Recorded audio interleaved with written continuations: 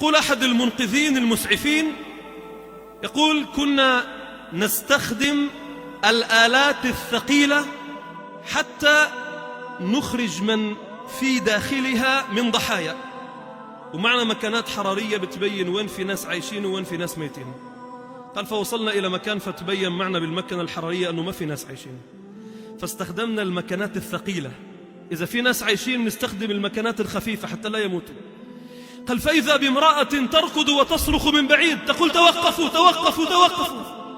فقلنا لها: ما بك؟ قالت: إن أولادي يعيشون تحت هذا الجدار، أخرجوهم من غير استخدام هذه الآلات الثقيلة. قلنا: ولكن يعني المكانات عندنا بتبين ما في أحياء. قالت: أنا متأكدة أولادي هنا. قالوا: فبدأنا وطال معنا الوقت وبدأنا نحفر. قال: وفعلا وصلنا إلى ولدين.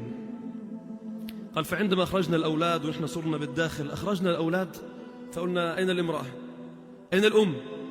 قال: فلم يبق واحد منا إلا وهو يبحث عن تلك المرأة. مسحنا المنطقة لم نجدها.